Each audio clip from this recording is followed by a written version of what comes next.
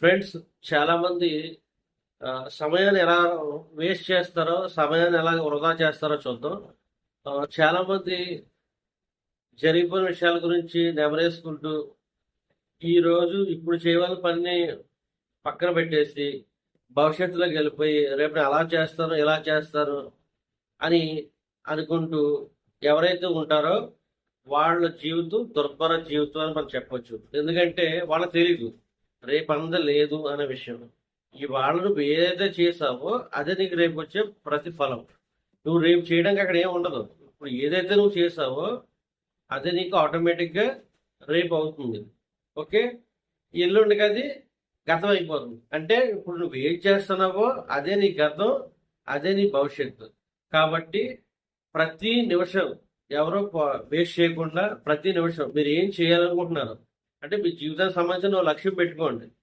ఆ లక్ష్యానికి దానికే మీరు అదొక ఇతరం అయితే మీ యొక్క లక్ష్యం దాని రోజు ధ్యానం అనేది నీరు పోస్తూ దానికి సంబంధించిన టాస్క్ పని ఏదైతే ఉంటుందో, దానికి సంబంధించిన వర్క్ ఏదైతే ఉంటుందో ఆ వర్క్ చేసుకుంటూ మళ్ళీ నీరు అంటే మీరు ధ్యానం చేయడం దానికి సంబంధించిన వర్క్ చేయడం. అది ఇప్పుడే జరగాలి. ఇప్పుడు ప్రస్తుత పరిస్థితుల్లో రేపు అంద లేదు, గతం గత.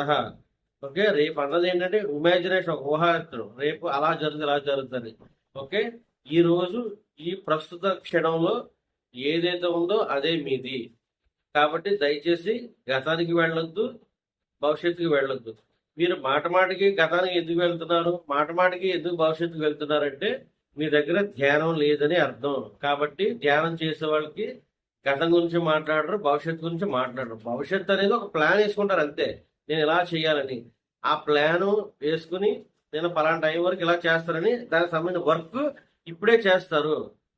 వాళ్ళు మనం ఆటోమేటిక్గా ఒక మంచి మాస్టర్స్, మంచి ధ్యానంలో అని చెప్పచ్చు.